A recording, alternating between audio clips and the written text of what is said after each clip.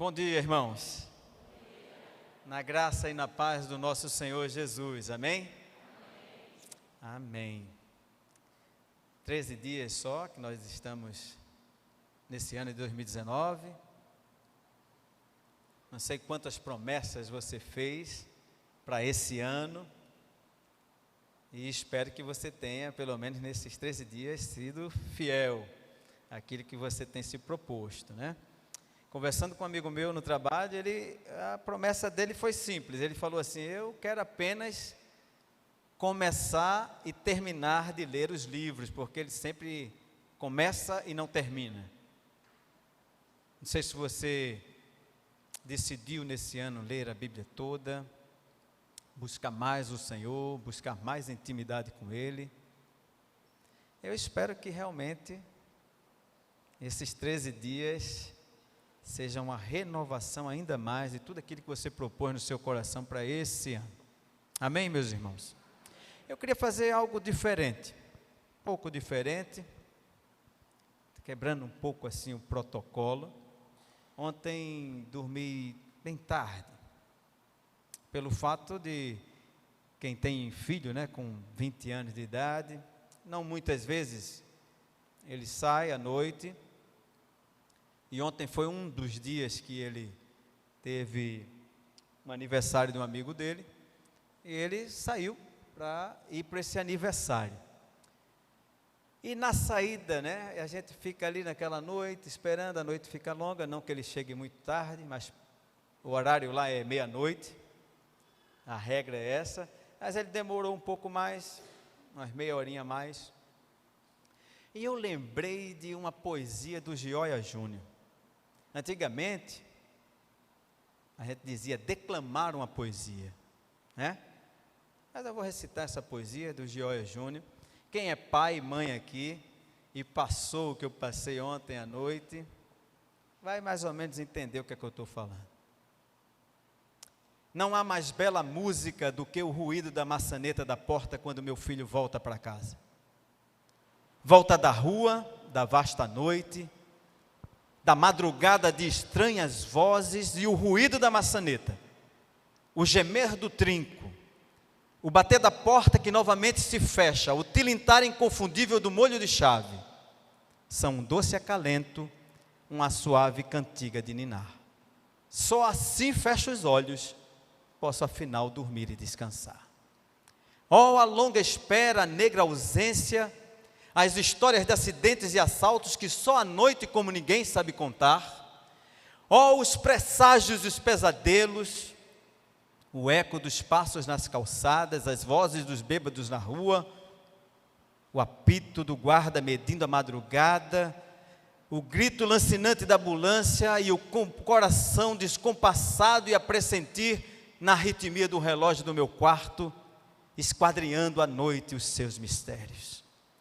Nisso, na sala que se cala, estala a gargalhada jovem da maçaneta que canta a festiva cantiga do retorno. E sua voz engole a noite imensa com todos os ruídos secundários.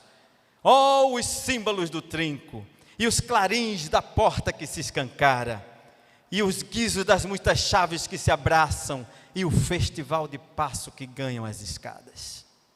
Nem as vozes da orquestra, e a festa do canário na alvorada, o tilintar de copo e a mansa canção da chuva no telhado, pode sequer se comparar ao som da maçaneta quando meu filho volta.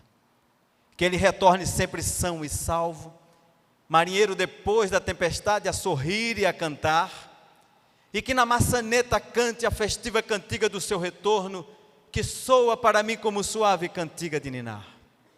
Só assim meu coração se aquieta. Posso afinal dormir e descansar. Amém? Amém. Não estava previsto isso. Isso é coisa de pai, viu? Isso é coisa de pai. Quem não tem filho assim, que vai para essas... Vocês vão saber isso aqui um dia. Meu irmão, abra na Bíblia, na sua Bíblia, no Evangelho de João, capítulo 12. Evangelho de João, no capítulo 12, nós vamos ler alguns versículos. Vamos ler 8 versículos, do versículo 1 ao versículo 8. João capítulo 12, do versículo 1 ao versículo 8.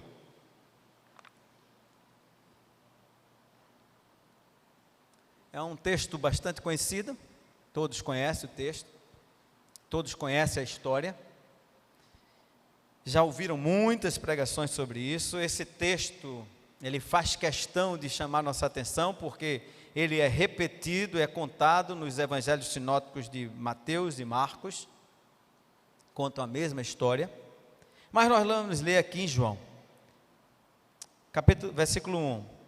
6 dias antes da Páscoa, foi Jesus para Betânia, onde estava Lázaro, a quem ele ressuscitara dentre os mortos. Deram-lhe, pois, ali uma ceia, um jantar. Marta servia, sendo Lázaro um dos que estavam com ele à mesa. Então Maria, tomando uma libra de bálsamo de nardo puro, puríssimo, muito precioso, ungiu os pés de Jesus e os enxugou com os seus cabelos, e encheu-se toda a casa com o perfume do bálsamo. Mas Judas Iscariotes, um dos seus discípulos, o que estava para traí-lo, disse: por que não se vendeu este perfume por 300 denários e não se deu aos pobres? Isto disse ele, não porque tivesse cuidado dos pobres, mas porque era ladrão, e tendo a bolsa, tirava o que nela se lançava. Jesus, entretanto, disse: deixai-a, não a moleste, que ela aguarde isto para o dia em que me embalsamarem, porque os pobres sempre os tendes convosco, mas a mim nem sempre tendes. Senhor Jesus, nós queremos te louvar, porque tu estás aqui presente conosco. Tua palavra foi lida, Senhor, e o mesmo Espírito que presenciou toda essa cena, que inspirou os teus discípulos a escrever e para nós lermos nessa manhã. Por favor, Espírito Santo, fale conosco, nos revele algo da tua parte. Fala, Senhor, o teu servo ouve, em nome de Jesus. Amém. Meus irmãos, em meio a todas essas agitações e todas essas denúncias, tantas decepções com tantas coisas, com pessoas, com instituições, um companheiro meu me chamou a atenção em me trazer uma tese de doutorado da Universidade de São Paulo, da USP, na área de antropologia social, e a tese ela tinha o seguinte tema: príncipes e castelos de areia, performance e liminaridade do universo dos crimes. Interessante isso. Eu não vou falar toda a tese que estava ali, mas eu vou resumir. Basicamente, ela quer dizer o seguinte, e ela dá um exemplo, 3 exemplos que eu vou citar rapidamente, que me chamou muita atenção. São pessoas acima de qualquer suspeitas que nos decepcionam tremendamente. E aí, ela dá um exemplo de um grande fazendeiro, um camarada que desde a sua juventude assumiu aquela fazenda e todo mundo ao redor gosta daquela pessoa, é um senhor hoje de idade, mas quando foi se descobrir, esse camarada era pedófilo e abusava, inclusive fazia prisioneiras sexuais. Era um príncipe aos olhos de muitos. Mas tudo isso era um castelo de areia. E fala também de uma senhora muito distinta, dona de uma boutique, morando num bairro muito nobre, admirada por todas as suas vizinhanças, não somente de residência, mas de ambiente de trabalho. E descobre-se que essa mulher tão distinta, já não precisando fazer o que ela faz? Ela, durante a noite, ela se prostitui e normalmente rouba os seus clientes, e numa dessas coisas que aconteceram, ela termina matando essa pessoa, e quando mata e é presa, e as coisas, o castelo de areia se desmorona.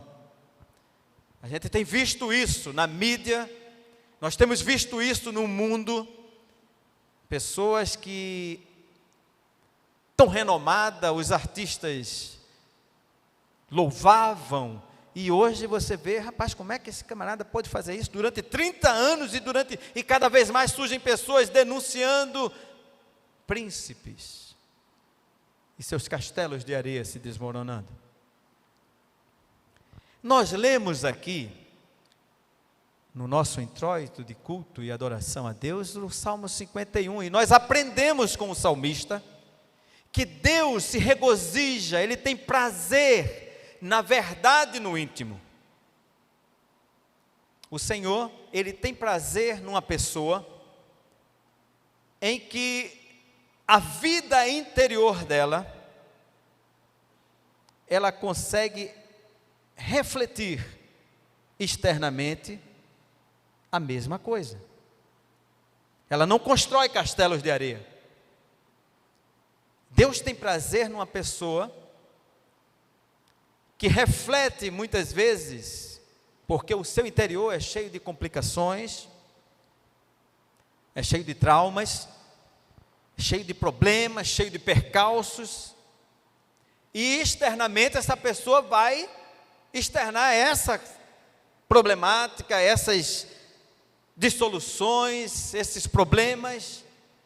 Mas o interessante, presta atenção, meu irmão, é que Deus tem mais prazer nessa pessoa que está com problema e expõe o problema, é aquilo de que a boca fala, do que o coração está cheio, do que aquelas pessoas que, mesmo tendo um interior totalmente negro, pervertido pela malignidade do seu pecado, tenta, através de performances, através de milhões de exercícios, externar, transparecer algo que o seu interior sabe que é mentira.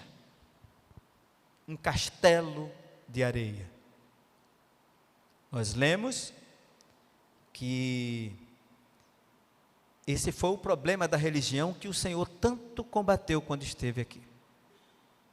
Os religiosos, que o Senhor Jesus inclusive chega a chamar os fariseus de sepulcros caiados. Por fora, tudo muito bonito, muito vistoso, pintado, alinhado, coberto, mas por dentro, morte. Castelos de areia, não serve para nada. Por quê, meu amado? Deus conhece o seu interior. Deus conhece exatamente o que está se passando na minha mente agora, as minhas conjecturas internas. Deus conhece o seu interior. E a gente viu, e eu vou repetir, que Ele não tem prazer na hipocrisia. Nós vemos lá em Apocalipse, capítulo 3, quando Ele se dirige à igreja em Laodiceia, Ele diz assim: olha, antes você fosse quente, antes você fosse frio, mas porque você é morno, você é aquela pessoa que não se decide, você é aquela pessoa dissimulada, você é morna, então estou a ponto de vomitar-lhe da minha boca. Eu não aguento isso. É isso que o Senhor está dizendo lá em Apocalipse capítulo 3. Lá em Atos capítulo 5, nós vemos aquela história bem célebre de Ananias e Safira, que Pedro olha para ele e diz assim: rapaz, quem foi que lhe passou na sua cabeça a ousadia de tentar mentir ao Espírito Santo, tentar maquiar uma coisa diante de uns olhos que são como chamas de fogo? E a gente sabe qual foi o fim de Ananias e de Safira. Deus não tem prazer na hipocrisia. E quando Jesus estava passando nos caminhos, as pessoas, a Bíblia diz que louvavam, exaltavam, aplaudiam. E Jesus dizia assim: esse povo está me honrando com os lábios, mas o coração dele está longe. Deus se alegra, na verdade, no íntimo. Deus não se alegra em castelos de areia. Veja o nosso texto, por exemplo. O nosso texto, a gente pode dividir ele em 3 cenas. A primeira cena protagonizada por Maria. Maria, parece até que a gente já é bem íntimo de Maria, porque ela era, todo mundo sabe. Se você perguntar para alguém aqui, quem é Maria? E você vai dizer, Maria, irmã de Lázaro, irmã de Marta, morava em Betânia. Essa mulher, ela tem uma afinidade com o Senhor Jesus Cristo que nos emociona.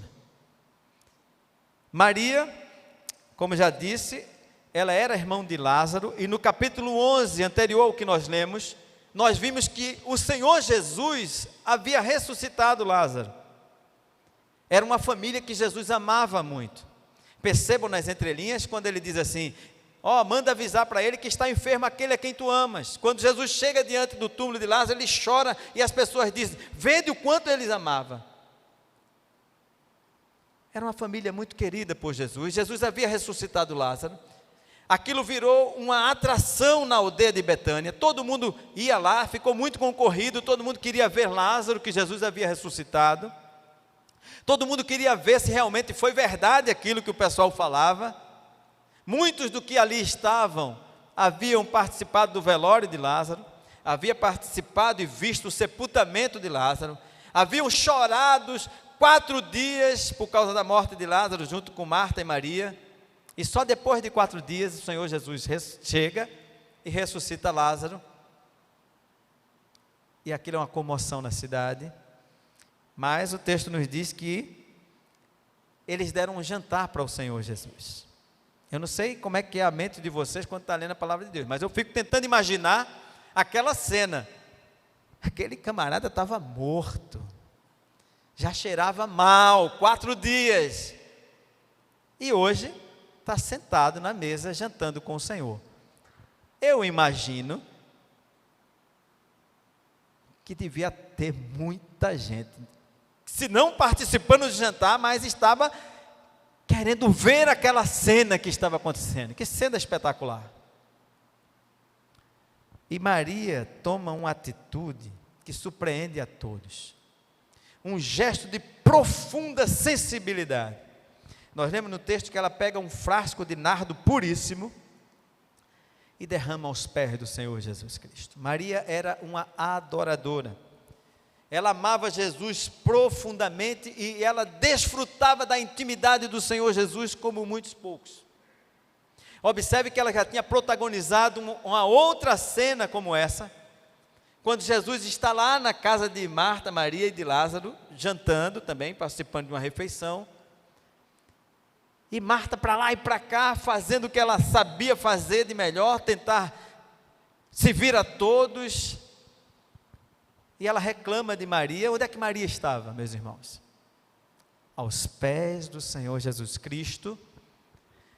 E o Senhor Jesus Cristo diz assim: Marta, Marta, você está preocupada com tantas coisas, na verdade só uma interessa, e Maria escolheu a melhor parte, e ninguém vai tirar essa parte que ela escolheu. Observe que no episódio que nós lemos no capítulo 12, Maria presta esse ato de tão grande sensibilidade com o Senhor, e ela é criticada, tanto por Judas, se você ler nos evangelhos sinóticos, criticada pelos discípulos, ela é criticada num outro episódio por Marta, sua irmã, mas em todos esses episódios, o Senhor Jesus defende Maria, porque talvez o Senhor queira nos ensinar que, quando você parte para querer uma vida mais íntima, uma intimidade maior com o Senhor, adorá-lo de todo o seu coração, pode ser que muitas vezes você vai ouvir críticas, familiares, amigos, mas uma coisa, pelo menos quando lemos no texto, é certa: o Senhor lhe defenderá, porque é para isso que nós fomos criados, para o louvor da glória dele, para termos intimidade com o Senhor.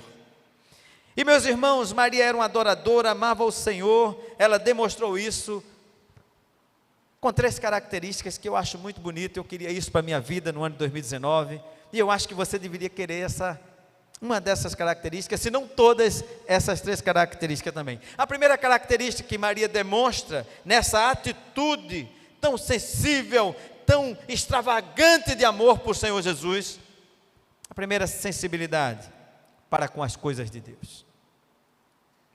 Maria sabia que o tempo do Senhor Jesus Cristo estava se acabando ali na terra. Observe que o evangelista João, ele diz que há 6 dias da Páscoa. A Bíblia não diz isso, mas os comentaristas, eles fazem uma inferência de dizer que, embora todos os discípulos, quando o Senhor Jesus Cristo dizia que era para isso que ele veio, todos se recusavam a imaginar que o Senhor seria maltratado, crucificado, vilipendiado. E a cena mais famosa que nós vemos é de Pedro dizendo: de maneira nenhuma, Senhor, isso não vai te acontecer. E o Senhor tem que repreendê-lo e dizer exatamente: você não cogita nas coisas do céu, mas você cogita nas coisas da terra. Ou seja, você está desconectado, você não tem sensibilidade para as coisas que estão acontecendo diante dos seus olhos. E Maria tem essa sensibilidade, e ela diz assim: esse é o tempo oportuno. Quem tem intimidade com Deus, quem procura estar adorando e ter sensibilidade com Deus, ela consegue discernir o tempo oportuno. E o apóstolo Paulo diz assim, remindo o tempo: aproveita as oportunidades, porque os dias são maus. Eu vejo muita gente dizendo assim: rapaz, é tanta coisa, ideologia de gênero, é roubo, é não sei o que, é violência, é o Ceará explodindo, um estado todo descontrolado e derruba a torre de energia. Meu Deus, é o fim, é o fim. E o que é que a sensibilidade, o conhecimento que você tem do Senhor Jesus Cristo tem levado você a fazer diante de tudo isso? Você perceber essa agitação, esse descompasso, esse descontrole. Maria percebeu e disse assim: eu tenho que aproveitar esse momento, eu tenho que esquecer o relógio, eu tenho que ver realmente o que é que Deus está fazendo. Sensibilidade com as coisas de Deus. Eu quero ter isso nesse ano de 2019. Amém, meus irmãos? Presta atenção. E a segunda característica de Maria na sua atitude, que eu gostaria de ter também, é a iniciativa. É a segunda característica que eu quero ter na minha vida. Porque percebam, meus amados, Maria, o jantar estava acontecendo, Maria se levanta, ela foi, não sei qual foi o compartimento, a repartição da casa, e ela pegou esse nardo puro, esse perfume, voltou, derramou diante dos pés do Senhor, sobre os pés do Senhor, e a palavra de Deus diz que o perfume exalou por toda a casa. Talvez estava tendo um cheiro de comida, não sei se o pessoal, Marta estava fazendo um arrumadinho, um vatapá, não sei, mas eu sei que aquele cheiro, coisas materiais foram suplantadas pelo cheiro maravilhoso daquele unguento, daquele perfume, e consumiu, encheu toda a casa que o pessoal estava. Sabe o que é que eu vejo aqui, meus irmãos? Nessa iniciativa, que muitas vezes nós não temos, somos ineptos, letárgicos com as coisas de Deus. Eu percebo que quando a gente percebe que o tempo está encerrando-se, não deixa para depois o que você pode fazer hoje. Maria poderia muito bem ficar pensando: como seria bom adorar o Senhor Jesus. Não, ela foi lá e adorou. Ela podia muito bem ficar especulando como seria bom ter intimidade com o Senhor. Ela podia ficar escutando as pessoas dizer assim: olha, João, ele reclina a cabeça sobre o Senhor, é o discípulo amado. Ela podia ficar: como eu queria ser, como eu queria ser. Ela foi lá e desfrutou da intimidade com o Senhor. Maria não ficou especulando. Porque quando você percebe que tem a sensibilidade, que esse tempo está passando, que os dias são maus, você tem que ter uma iniciativa. Não fique especulando, não fique imaginando. Você vai lá e faz. Foi o que Maria fez. E eu me lembro de um testemunho. Eu sou Gideão, os irmãos sabem. Um testemunho que me impactou muito. De um grande empresário. Homem rico, riquíssimo. E todas as vezes as pessoas convidavam-no para participar de alguma coisa, se envolver mais com a obra do Senhor, ter mais intimidade com o Senhor. Era um homem crente, não há dúvidas, mas ele dizia assim: eu não posso deixar a empresa, infelizmente é muita coisa, a demanda é muito grande. Esse homem foi acometido por um câncer avassalador. Demorou mais ou menos uns 6 meses, esse homem lutando contra aquela doença terrível. Mas o que mais doía naquele homem não era as dores do câncer que estava em metástase no seu corpo, totalmente sofrido e dolorido. O que mais doía é que as informações que chegavam para ele era que o lucro da sua empresa quadruplicou enquanto ele estava no leito. Como se Deus estivesse dizendo: quem cuida das suas coisas sou eu. Iniciativa, sensibilidade, tempo oportuno, especulações, imaginações, elucubrações. Maria deixou claro no meio de todo mundo que a prioridade era o Senhor. Ele era prioridade na sua vida. Terceira característica que eu vejo em Maria, que é interessante, eu quero isso para mim também. Maria deu algo preciosíssimo para o Senhor Jesus. Percebam, olha aqui para mim. Não foi algo precioso, não. Foi algo preciosíssimo para o Senhor Jesus Cristo. E a gente vai ver que era preciosíssimo mesmo. Segundo Judas, e a palavra de Deus nos afiança isso, segundo Judas, o que ela derramou aos pés do Senhor valia 300 denários. 300 denários significa 10 meses de trabalho. D.A. Carlson, no comentário de João, ele falando sobre esse tema aqui, ele diz que é um ano inteiro de trabalho.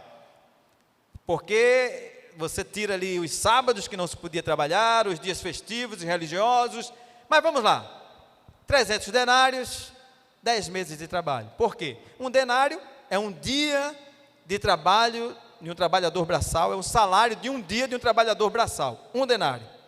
Então 30 dias de trabalho, 30 denários, 300 denários, 10 meses de trabalho. Meus irmãos, olha só, um perfume que custa 10 meses do seu salário. Vamos fazer uma transposição grosseira e arbitrária até para os dias de hoje. É mais ou menos 9 mil reais. O salário mínimo hoje está mais caro do que isso, mas você comprou à vista, então 9 mil reais. 9 mil reais num perfume. E eu pergunto para você, meu irmão, pergunto para você, minha irmã, olha aqui para mim, se você tivesse dentro de casa um perfume desse, 9 mil reais, como é que você ia usar esse negócio? Chega! É 9 mil reais. Chega, tem que durar a vida inteira. E Maria derruba aos pés do Senhor Jesus. Talvez, meus amados, chega um momento na vida que a gente vê que o que a gente dá valor, que a gente acha que é preciosíssimo, aos pés do Senhor, não vale nada. Não vale nada. E no livro de Timothy Keller, Deuses Falsos, ele fala que aquilo que você tem como mais precioso, é aquilo que você diz assim: se eu perder isso aqui, eu perco o chão, a minha vida perde o sentido. Ele diz, então é um ídolo. E normalmente você já deve estar pensando nisso que eu estou pensando aqui. Qual é a coisa que a gente diz assim: rapaz, se eu perder isso aqui, eu perco o chão? É o filho. E eu não declamei a poesia, a oração da maçaneta, de Joel Júnior, porque aquela aflição é porque a gente ama demais. É preciosíssimo. Não sei se Maria tinha filhos, não sei nem se ela era casada. A Bíblia não fala. Mas eu sei que ela pegou algo de valor e colocou aos pés do Senhor. E tudo que você imagina, meu irmão, tudo é nada aos pés do Senhor. E tem um hino que diz assim, que o brilho desse mundo se apaga diante do Senhor, da grandeza do Senhor. Tudo é nada. Por isso que o apóstolo Paulo diz assim: para mim o viver é Cristo, o morrer é lucro. Glória a Deus. Eu quero, nesse ano de 2019, que Deus tenha misericórdia de mim. Eu quero pegar assim, rapaz, isso é precioso, mas o Senhor é maior, Ele é melhor do que isso aqui, esse apartamentão de 10 quartos, todos construídos, esse carro maravilhoso, essas coisas todas, é tudo muito bom, mas o Senhor é melhor. Eu quero me dedicar mais, eu quero poder desfrutar mais da sua intimidade. Não é querendo nada em troca não, não é barganha não. Tudo é nada aos pés do Senhor. Infelizmente, às vezes a gente só percebe isso quando está indo embora, quando está morrendo. Tem até uma música secular, popular brasileira, que reflete isso, quando diz assim: devia ter amado mais, visto o sol nascer e tal. Acabou! Você não aproveitou a intimidade, não teve sensibilidade. Aquilo que você tinha era mais precioso do que o Senhor Jesus. Eu não quero isso. Que Deus tenha misericórdia de mim. Mas aí vem a segunda cena, a primeira cena protagonizada por Maria, e a segunda cena protagonizada por esse camarada aqui chamado Judas, que hoje soa tão ruim nos nossos corações, né? Mas é um nome tão lindo, significado tão lindo, que vem de Judá.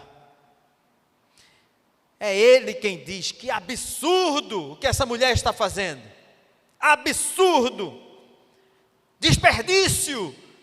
Que desperdício! Nós poderíamos vender esse perfume aí e dar aos pobres. Olha só, antes que você comece a criticar Judas, eu quero dizer que Judas não está errado. Judas está certo, sim, está certo. Primeiro, ele sabia que não era fácil conseguir aquela quantia de dinheiro. Quer ver? Vocês lembram no episódio da multiplicação dos pães, que o Senhor multiplicou e alimentou 5.000 pessoas? Em determinado momento, o Senhor Jesus Cristo chega para os discípulos e diz assim: vem cá, dá-lhe vós mesmos de comer a essa multidão. E um dos discípulos falou assim: onde nós encontraríamos tanto dinheiro para alimentar essa multidão toda? Seriam necessários... Quanto? Vocês lembram? Eu sei que vocês sabem. Vocês estão com vergonha de dizer e mostrar conhecimento em público. Mas seriam necessários 200 denários. Olha só que coisa interessante. Judas sabia, porque ele era o tesoureiro. Ele era o responsável pela arrecadação, pela condução da bolsa. Então ele sabia exatamente. O camarada era um tesoureiro de primeira, tipo assim, Osiel. Era um primeiro, pensa no tesoureiro. Sabia que não era fácil de conseguir aquele dinheiro. Porque com 200 denários ele conseguia meter pão para 5.000 pessoas. Imagina 300 denários. Ele não estava errado. 300 denários dá para fazer muita coisa realmente. Muita coisa. E a outra coisa que Judas percebia, por isso que ele não estava de todo errado, era que tinha pobre demais naquela época. E não é só naquela época não, hoje também. A demanda é grande. E o ministério de Jesus, para variar, atraía esse tipo de gente. Era gente pobre, gente desesperada, gente doente, mazelado na vida, todo mundo seguindo Jesus. Então o Judas sabia que, rapaz, a demanda é grande. 300 denários é muito dinheiro. Ele está certo no raciocínio. E aí é que está a grande diferença entre Maria e Judas. Porque o que Maria está fazendo, meus irmãos, prestem atenção aqui. Por mais estranho que possa parecer a cena que ela protagoniza ali naquela ceia, naquele jantar, ela estava fazendo o que o coração dela estava extravasando. E eu falei isso aqui agora, eu lembrei do meu pai. Eu acompanhei ele numa pregação, numa igrejinha muito pequena, e ele pregou sobre a vinha de Nabote. Eu não sei por que lembrei dele agora. E eu fiquei olhando aquela pregação, aquele homem era baixinho também, pregando, e quando a gente saiu, eu entrei com ele naquela Belina 2 branca, e eu dizia: pai, eu entendi tudo que o senhor falou. Poxa, como ele falou, filho, eu falei o que estava explodindo no meu coração. E eu lembrei disso aqui agora. Porque por mais estranho que possa parecer aquela atitude e sensibilidade de Maria, ela estava fazendo, existia uma sintonia, uma harmonia do que ela estava fazendo e o que estava no seu coração. Mas Judas tem um discurso bonito, mas a verdade do coração de Judas é outra. E o Evangelho desmascara Judas quando diz: ele está falando isso, não é porque ele se preocupa com os pobres, é porque ele é ladrão, e mete a mão no que quando o pessoal coloca na bolsa. Então, meus irmãos, percebam que não foi nenhum partido político brasileiro que inventou esse negócio de ajudar pobre para enriquecer, não, foi Judas que inventou, começou lá atrás. Fala bonito, mas o coração é perverso. O coração é mau.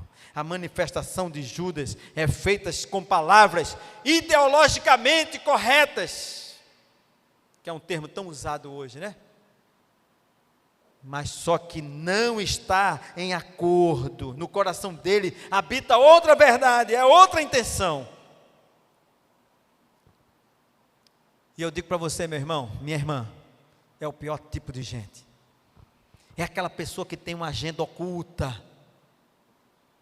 Por isso que no início eu falei nos príncipes e castelos de areia. 30 anos de casado, meu Deus, eu não imaginava que é isso.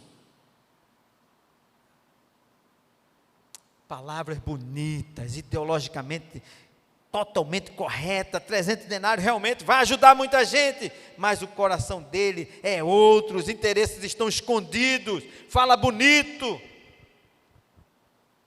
E é interessante que se você perceber nas entrelinhas, ele engana inclusive os outros discípulos, ele inflama os outros discípulos, porque se você ler lá em Mateus e em Marcos, ele não diz que foi Judas, ele diz, os discípulos começaram a criticar.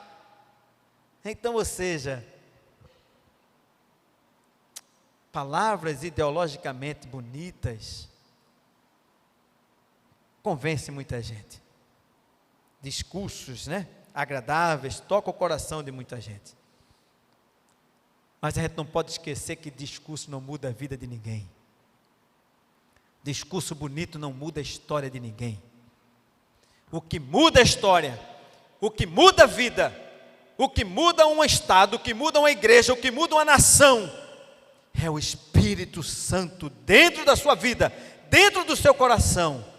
Como o Senhor Jesus Cristo falou para aquela mulher samaritana: o que eu tenho para dar para você, ela vai brotar do seu interior, vai ser como rios de água viva, viva, viva, viva, viva, saltando. Isso é o que vai mudar. Não são palavras bonitas, não discursos bonitos. É o que está no interior, ser expelido para o exterior. O que mudou a igreja em Jerusalém, a igreja primitiva, não foi um plano político, econômico, social, foi uma igreja cheia do poder de Deus, do Espírito Santo, e saíram para pregar o Evangelho. dava testemunho, não tinha nada em comum.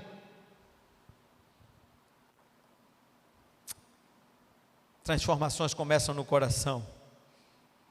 A diferença começa pela ação do Espírito Santo. O coração de Judas era mau,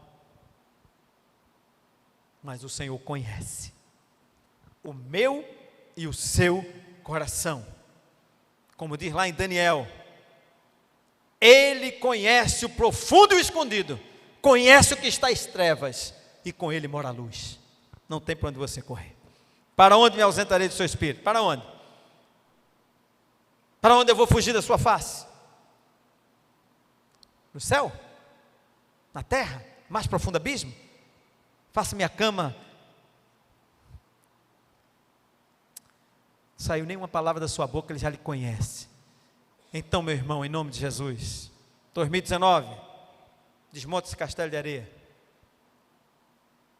Busque intimidade com o Senhor, porque Ele nos dá segurança. Ele diz assim: vocês podem chegar com ousadia, com a cara de pau, se aproxime do Santo dos Santos, porque é pelo sangue de Jesus que Ele abriu, Ele propiciou um novo caminho. Glória a Deus.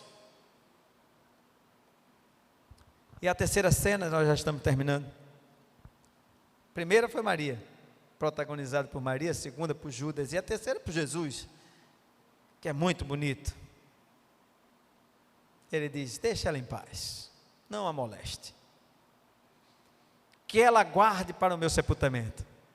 Está dando a entender que ela não usou todo o perfume, né? Sobrou alguma coisinha. Ele diz assim: mas o que sobrou, nem o que sobrou ela vai vender, não. Ela vai guardar para o meu embalsamento.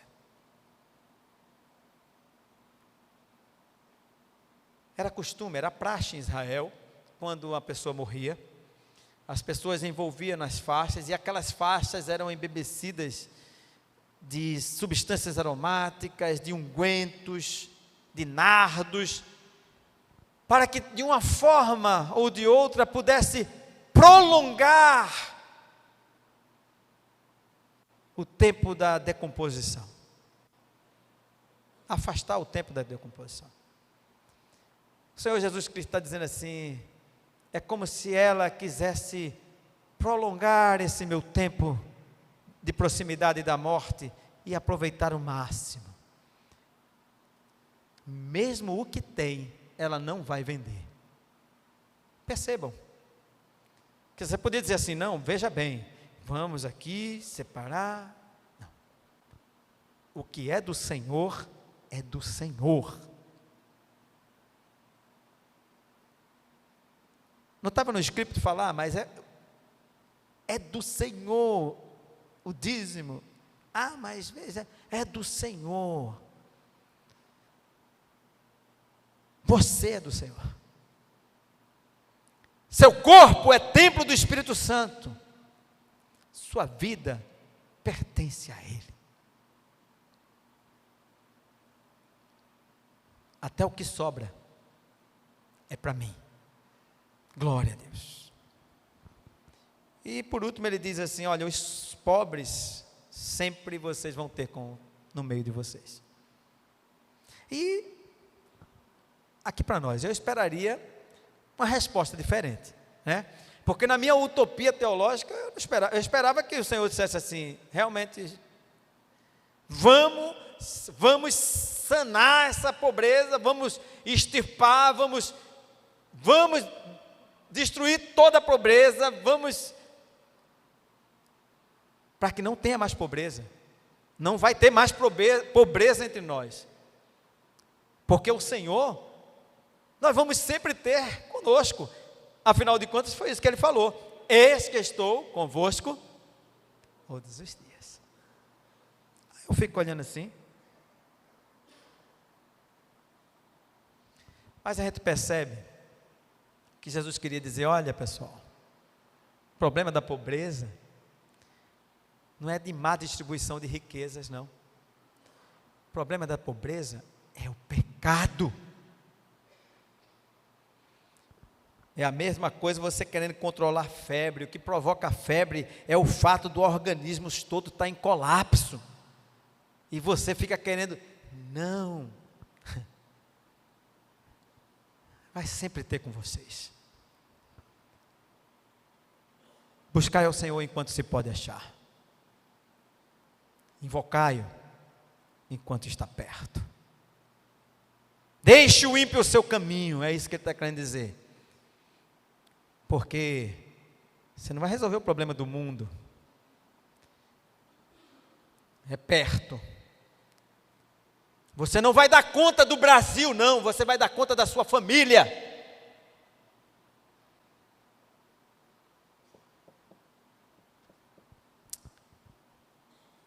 2009 chegou. E tem uma frase que atribuem ao Einstein. Eu não sei, eu não pesquisei para saber se realmente é. Mas essa frase é interessante, que ele diz o seguinte: somente um tolo, um pacóvio, continua fazendo as mesmas coisas esperando um resultado diferente. Não vai ter resultado diferente. Se continua fazendo as mesmas coisas, não vai ter resultado diferente. Eu li no Salmo 51, junto com a igreja, que o Senhor se compraz, tem alegria na verdade e no íntimo. E Davi disse assim: pegue o isopo e lave meu coração, para que o que brote nesse coração extravase para o exterior e não tenha dissonância, seja a mesma coisa. Eu quero isso para a minha vida. Senhor, quem vai habitar no teu tabernáculo? Quem é que vai morar no teu santo monte? E ele diz assim: aquele que tem as mãos limpas, o coração puro, não entrega a sua alma à vaidade, sabe me amar. Perceba, sem castelos de areia. Aos olhos do mundo é príncipe, mas um dia tudo isso vai desmoronar, porque nada disso fica em pé diante daqueles olhos, como eu já falei, como chamas de fogo. Então, para 2019, eu quero ser igual a Cristo. Eu não, de mim mesmo, eu não consigo. Mas isso é uma ação do Espírito Santo. Se você buscar intimidade com Ele, se aproximar daquilo que você tem tão precioso para esse 2019, você começa a dizer assim: rapaz, eu quero adorar como Maria, eu quero ter aquela sensibilidade para as coisas de Deus, eu quero ter iniciativa, eu quero fazer entregas generosas para Deus, não que Ele precise não, mas eu quero honrar ao meu Deus. Me dá um coração novo, sem fingimentos, sem meriquês, sem naturas. É na água e no sal. Eu quero isso aqui, Senhor, sou isso aqui. É ou não é? Na água e no sal. No texto bíblico ele mostra também uma coisa interessante. Jesus vinha andando, estava indo para o templo e teve fome. Você já sabe qual é o texto que eu vou falar. E ele viu uma figueira frondosa, bonita, cheia de folhas, exuberante. Só que não era tempo para aquilo. Todas as outras figueiras estavam tudo seca, e aquela frondosa. Aí Jesus vai procurar fruto ali.